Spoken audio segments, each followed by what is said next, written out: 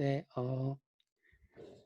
베드로전서를 이번 학기에 좀 공부하자 이렇게 요청이 있었어요. 그래서 공부하고 있는데 지난주에 대성고는 먼저 모였거든요. 그래서 1장 1절, 2절을 지난주에 봤고 이번 주에는 1장 3절부터 9절을 함께 보려고 합니다. 제가 말씀을 읽어 드릴게요. 우리 주 예수 그리스도의 아버지 하나님을 찬송하리로다. 그의 많으신 긍휼대로 예수 그리스도를 죽은 자 가운데서 부활하게 하심으로 말미암아 우리를 거듭나게 하사 산 소망이 있게 하시며 썩지 않고 더럽지 않고 쇠하지 아니하는 유업을 입게 하시나니 곧 너희를 위하여 하늘에 간직하신 것이라. 너희는 말세에 나타내기로 예비하신 구원을 얻기 위하여 믿음으로 말미암아 하나님의 능력으로 보호하심을 받았느니라.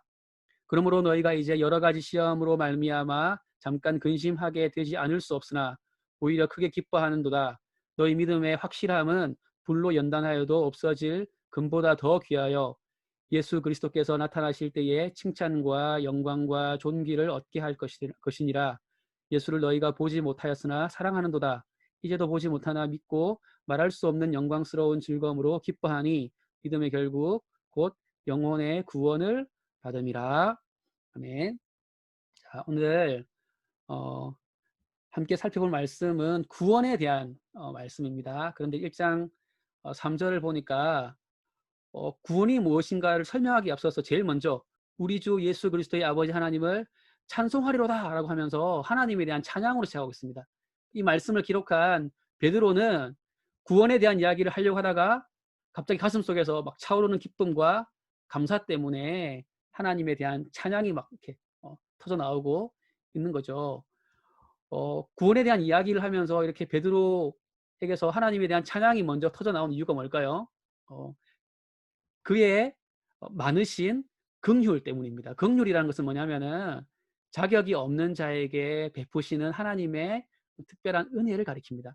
사실 베드로는 하나님의 그 구원을 받을 만한 자격이 없는 사람이었죠. 그렇죠. 예수님께서 체포되어서 십자가를 향해 가시는데 제자였던 베드로는 어떻게 합니까?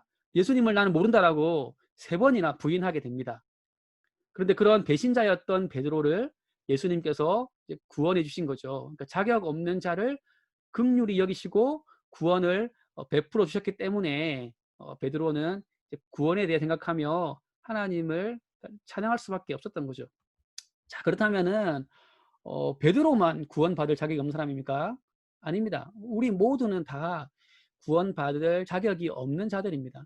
왜냐하면 우리를 창조하신 하나님을 가장 사랑해야 하는데 어떻습니까? 네. 다른 것을 우리가 더 사랑할 때가 많기 때문에 그렇습니다. 요즘 그 부부의 세계라는 드라마가 있는데요. 저는 보지는 못했는데 거기에 이제 이런 대사가 좀 화제가 되고 있다고 하더라고요. 어떤 대사냐면 요거. 네. 네. 이 그 주인공 남편이 다른 여자와 사랑에 빠졌 다음에 하는 대사입니다. "사랑에 빠진 게 죄는 아니잖아." 여러분, 아내가 있는 남편이 다른 여자와 사랑에 빠진 게 죄가 아닙니까? 죄죠. 죄일 뿐만 아니라 그게 죄인 줄도 모르고 있는 이 남자는 사실은 거의 인간 쓰레기죠. 그죠? 네. 아내를 버리고 다른 여자를 사랑하는 남편의 죄, 그 죄도 사실은 아주 가볍지 않은데요. 그런데 자기를 창조한 하나님을 무시하거나 하나님보다 다른 것을 더 사랑하는 죄는 얼마나 더 무겁겠습니까? 그죠?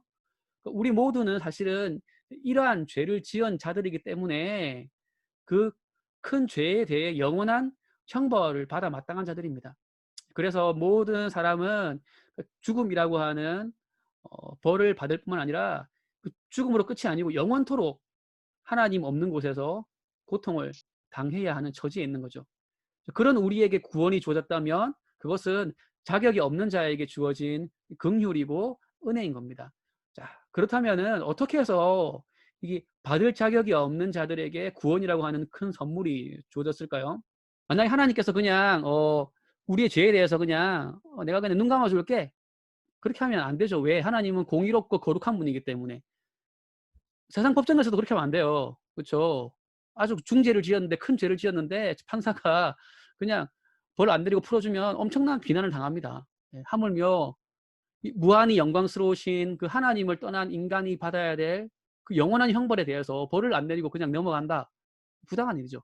그래서 하나님께서 어떻게 하십니까? 우리가 받아야 될 벌을 다른 사람이 대신 받게 하시죠. 누가 그 벌을 대신 받습니까? 예. 그 답은 3절에 이어지는 말씀에 나옵니다.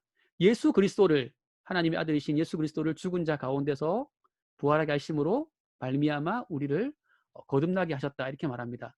자, 우리를 거듭나게 하사 구원하기 위해서 예수님께서 죽으셨고 부활하셨어요. 자, 하나님을 떠난 우리가 치러야 될 죄값이 뭡니까? 바로 죽음이죠. 그런데 하나님의 아들이신 예수님이 사람으로 이 땅에 오셔서 우리를 대신하여 십자가에 죽으심으로 우리 죄값을 치르신 거예요. 근데 만약에 예수님이 자기 죄 때문에 죽으셨다면 우리를 대신할 수 없겠죠. 근데 예수님은 죄가 없는 분이기 때문에 우리를 대신해 죽으실 수 있는 거예요. 자, 하나님께서는 예수님께서 죄가 없는 분이다라는 것을 부활을 통해서 증명해 보여주셨어요. 그래서 기독교 신앙에서 가장 중요한 것 중에 하나가 바로 이 부활이에요, 부활. 여러분, 예수님을 3번이나 부인했던, 예수님을 3번이나 부인했던 베드로가 어떻게 다시 예수님을 믿고 예수님을 전파하는 삶을 살게 됐을까요? 바로 예수님의 부활을 목격했기 때문에 그렇습니다. 십자가에서 죽으신 예수님의 그 시체가 무덤에 있어야 되는데 무덤이 비어 있었어요. 그리고 부활하신 예수님을 베드로가 직접 만나게 됩니다. 그래서 처음에는 자기도 나도 예수님처럼 죽을 수도 있겠구나 두려워가지고 예수님을 모른다고 부인했던 베드로가 나중에는 예수님 믿는 것 때문에 죽음의 위기에 처했어도 예수님을 부인하지 않고 당당하게 전하다가 결국 순교를 당하게 됩니다. 그러니까 예수님께서 부활하신 것처럼 예수님을 믿는 사람 역시 부활할 것이다 라는 것을 믿었기 때문에 순교의 순간에도 예수님을 부인하지 않았던 거죠. 여러분, 예수님의 부활은 그냥 그 제자들이 뇌피셜로 만들어낸 어떤 뭐 신화나 허구가 아닙니다. 당시 수많은 사람들이 목격한 사실인 거죠. 만약에 예수님의 제자들이 그 십자가에 죽으신 예수님을 그냥 조금 위대한 인물로 포장하고 싶었다면은 부활 말고 다른 것을 활용하는 게 더 좋죠. 왜냐하면 죽은 사람이 살아났다라는 주장은 너무 이게 설득력이 없잖아요, 그죠? 너무 큰 뻥이기 때문에 설득력이 없어요. 그리고 또 그게 거짓말이라면은 금방 탄로날 거짓말이잖아요. 이왕 거짓말을 하려면 다른 걸로 거짓말을 하지. 우리 예수님 부활했다. 이거는 금방 거짓말이라면 금방 거짓말로 탄로가 날 주장이기 때문에 별로 안 좋은 거짓말이에요. 그런데도 예수님의 제자들이 예수님이 부활했다라고 주장한 이유는 그걸 보았기 때문이죠. 그 주장을 하다가 순교를 당하면서도 그 주장을 철회하지 않았던 이유도 예수님의 부활을 보았기 때문이죠. 그리고 수많은 사람들이 그 주장에 동조해서 그 당시에 로마 사회에서 기독교가 급속하게 확산이 된 겁니다. 그러니까 수많은 사람들이 예수님의 그 부활을 목격했기 때문에 기독교가 금방 확산될 수 있었던 거죠. 그래서 하나님께서는 죄 없으신 예수님을 우리 대신 죽게 하심으로 우리의 죄값을 대신 치르셨어요. 그리고 부활을 통해서 예수님의 무죄하심을 입증하시고 예수님을 믿는 자도 예수님처럼 부활할 것이다 라는 것을 미리 보여주셨어요. 자, 이렇게 우리의 구원은 과거에 이미 일어난 그 예수님의 십자가의 죽으심 그리고 부활, 거기에 근거하고 있어요. 그러니까 과거에 이미 일어난 일이 우리 구원의 근거가 되는 거죠. 그냥 막연한 약속, 내가 너희들을 구원해 줄게, 언젠가 구원해 줄게, 막연한 약속에 의지해서 우리가 구원을 믿는 게 아니에요. 만약 제가 여러분들한테 예를 들어서 여러분 상동 하나로마트에 가서 내 이름 말하고 과자 아무거나 그냥 집어 먹어도 됩니다, 이렇게 말하면 여러분들이 어떻게 하겠어요? 믿겠습니까? 물론 뭐 믿자야 본전이라는 생각으로 가볼 수는 있지만은 또 확실한 믿음을 가지고 가보기는 어렵겠죠. 또 막연한 거니까 그거는.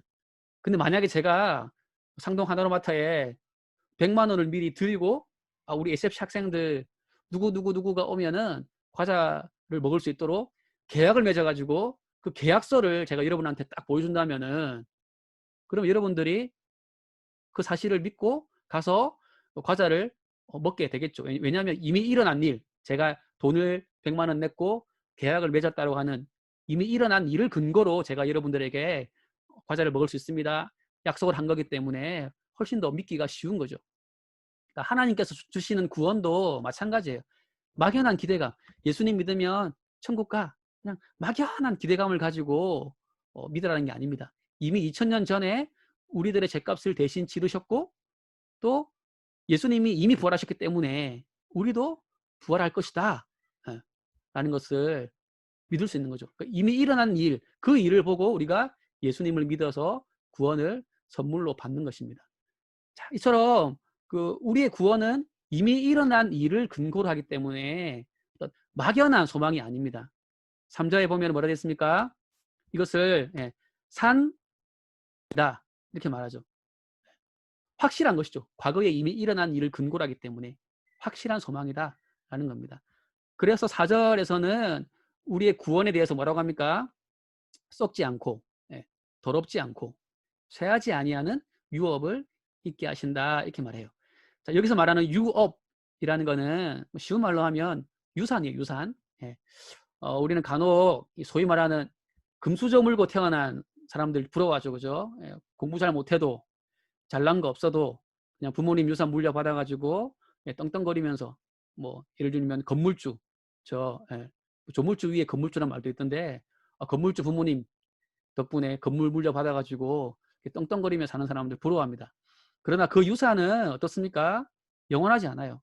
한순간에 날려버릴 수도 있고 또 어떤 것들은 누가 훔쳐갈 수도 있어요. 그렇죠? 영원하지 않습니다. 그러나 하나님께서 우리에게 약속하신 그 구원을 통해서 우리에게 주어진 유산, 그 유산은 뭘까요? 천국, 천국. 우리가 나중에 유산으로 받게 될 거 뭐죠? 하나님 나라, 천국이에요. 그 천국은 어떻습니까? 썩지도 않고 더럽혀지지도 않고 쇠하지도 않는 유산입니다. 예수님을 믿는 자는 그 유산을 약속받은 거예요. 그리고 더군다나 더 놀라운 거는 그 유산은 어떤 세상의 은행에 금고에 있는 게 아니에요. 어디에 있습니까? 하늘에 간직한 것입니다. 그래서 아무도 훔쳐갈 수가 없어요. 그래서 예수님을 믿는 자의 구원은 확실한 것이고 그래서 우리에게는 이건 사라질 소망이 아니라 산 소망이 되는 겁니다. 자, 물론 그 구원은 확실하지만은 우리가 아직 완전히 받은 건 아니죠.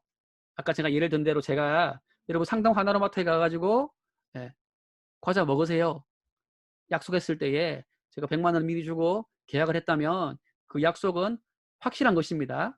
그러나 여러분들이 실제로 그 약속을 따라서 과자를 입에 넣어서 먹으려면은 하나로마트가 문을 열어야 돼요. 그렇죠? 아직 문을 안 열었다면 만약에 제가 아무리 약속을 해도 여러분들이 제 약속을 따라서 과자를 먹을 수가 없어요. 만약에 문이 열리기 전에 여러분들이 사고를 당하거나 하면은 과자를 못 먹을 수도 있죠. 그렇죠? 그런데 하나님이 약속하신 구원에 대해서는 그런 일이 일어나지 않습니다. 자, 5절 한번 볼까요? 자, 5절 보면은 우리에게 약속하신 구원은 말세에 나기로 예비하신 구원이다 이렇게 말합니다. 그러니까 구원의 약속은 확실하지만 말세에 예수님이 다시 오실 때에 우리의 구원이 완성되어서 영원한 하나님 나라 그 천국에 들어가게 된다라는 겁니다. 자, 그럼 그 전에 우리가 믿음을 잃어버리거나 하면 어떻게 될까 걱정할 수 있습니다. 자, 그런데 5절 보면 뒤에 어떤 말씀이 나옵니까? 자, 하나님의 능력으로 보호하심을 받는다 이렇게 나옵니다. 자, 그러니까 우리가 끝까지 믿음을 지켜서 말세에 하나님 예비하신 구원을 얻을 수 있는 이유는 뭡니까? 하나님께서 우리의 믿음을 지켜 보호하시기 때문이에요. 자, 하나님이 어떻게 우리의 믿음을 보호하십니까? 첫 번째는 교회 예배예요. 그 예배를 통해서 우리의 믿음을 지켜가도록 해주세요. 그리고 지금 이 SFC 모임처럼 우리 일상생활 속에서도 말씀을 묵상하고 또 기도하고 또 믿는 사람들과 함께 대화하고 교제하고 격려하면서 우리의 믿음을 하나님께서 이렇게 보호해 주시는 거예요. 그래서 우리에게 약속하신 그 구원을 잃어버리지 않도록 하나님께서 지켜주시는 겁니다. 자, 물론 우리의 믿음을 흔들리게 하는 것들이 있을 수 있습니다. 그래서 6절을 보면은 여러 가지 시험이 올 수 있다 이렇게 말합니다. 예수님 믿는 것 때문에 누군가 우리를 놀리기도 하고 또 정직하게 살려고 하다가 손해보기도 하고 때로는 예수님을 믿지 않는 누군가의 말을 듣고 우리 믿음이 흔들리기도 합니다. 그렇죠? 특히 요즘은 이제 안티 기독교라 해가지고 기독교에 대해서 여러 가지 방면으로 또 공격을 하는 말들을 우리가 되게 쉽게 접할 수 있어요. 자, 그러면 우리가 믿음을 그러면 흔들리게 흔들리다가 잃어버리게 될까요? 그렇지 않습니다. 7절에 나오는 것처럼 그런 과정을 통해서 하나님께서 우리의 믿음을 더욱더 강하게 하시고 정결하게 하십니다. 그리고 금은 어때요? 불순물이 있을 때 어떻게 합니까? 녹입니다. 녹여서 불순물을 제거하면 더 순도가 높아집니다. 그러나 너무 높은 온도에서는 금도 결국에는 타버립니다. 그러나 하나님이 주신 믿음은 그 금보다 더 확실해요. 그래서 고난이 우리를 힘들게 할 수 있고 세상의 여러 가지 것들이 우리의 믿음을 흔들 수는 있어도 오히려 그것을 이겨낸 이후에는 마치 불순물을 제거한 금처럼 우리의 믿음이 더욱더 순수해지고 더 견고해지게 되는 겁니다. 그러니까 우리의 의지가 강해서 그렇다는 게 아니에요. 하나님께서 우리에게 계속해서 말씀을 들려주시고 교회를 통해서 우리를 지도하시고 또 격려하시고 그래서 그 과정을 통해서 우리의 믿음을 지켜주신다라는 거죠. 그래서 예수님께서 다시 오실 때에 어떻게 됩니까? 예, 칭찬과 영광과 존귀를 얻어서 완성된 구원을 얻게 하시는 거죠. 자, 그래서 베드로 당시의 교회들은 수많은 핍박 속에서도 기뻐했습니다. 당시에는 로마가 그 지역을 다스리고 있었는데 그래서 로마 황제를 신처럼 숭배하지 않는 사람들은 경제 활동을 제대로 할 수 없었어요. 증명서가 있어야 되거든요. 나는 로마 황제를 섬긴다. 근데 그리스도인들은 그 증명서를 받지 않기 때문에 나는 하나님을 섬기기 때문에 받지 않아요. 그러면 경제 활동을 하기가 굉장히 힘들었어요. 심지어는 그것 때문에 순교당하게 됐어요. 그럼에도 불구하고 당시 기독교인들은 기뻐했습니다. 왜냐하면 하나님께서 자격 없는 자신들에게 주신 그 은혜의 구원, 하나님의 아들을 십자가에 내어주신 그 사랑을 알았기 때문입니다. 그러니까 예수님처럼 자신들도 부활할 것을 믿었기 때문이죠. 물론 베드로의 편지를 받은 수많은 사람들은 8절에 나오는 것처럼 그 예수님을 눈으로 직접 본 건 아니에요. 그러나 하나님의 말씀을 통해서 그 예수님에 대해서 알고 있었고 하나님의 은혜로 말미암아 그 예수님을 믿고 그 부활하신 예수님을 믿게 된 겁니다. 그리고 하나님께서 그 믿음을 능력으로 보호하실 것이다라는 것을 확신했어요. 그래서 핍박 속에서도 말할 수 없는 그 영광스러운 즐거움으로 기뻐한 거죠. 9절에 나오는 것처럼 그들이 가진 그 믿음의 종착지, 목적지는 구원이었어요. 비록 세상이 자기를 아무리 핍박해도 여러 가지 어려움이 있어도 하나님께서 결국에는 그 목적지인 종착역인 구원으로 우리를 이끄실 것이다 라는 확신이 있었어요. 그랬기 때문에 그 당시 그리스도인들은 여러 상황 속에서도 크게 기뻐했고 영광스러운 즐거움으로 기뻐했습니다. 자, 여러분 삶은 어떻습니까? 아직 이 영광스러운 구원에 대해서 모르고 있다면 그런 사람이 있다면은 나의 죄를 대신 지고 십자가에서 죽으시고 또 부활하신 그 예수님을 믿어서 이 놀라운 구원의 선물을 받으시기 바랍니다. 이미 이 구원을 받아 누리고 있다면 아마 여기 있는 대부분들은 아마 여기 SFC 모임 올 정도면 아마 이 구원에 대해서 여러분들이 이미 받아서 알고 있을 거예요. 그럼 여러분들은 뭘 해야 되겠습니까? 여러분이 받아 누리고 있는 이 구원이 얼마나 영광스러운 것인지를 다시금 깨닫길 바랍니다. 이 구원이 자격 없는 자에게 주어진 은혜이고 또 예수님이 이미 이루신 십자가와 그 부활에 근거한 확실한 것이고 또 결코 사라지지 않는 것이고 또 하나님의 보호 아래에 있는 것이다 라는 것을 기억하기 바랍니다. 그래서 구원에 대한 소망은 사라질 소망이 아니라 산 소망이다 라는 것을 기억하면 좋겠습니다.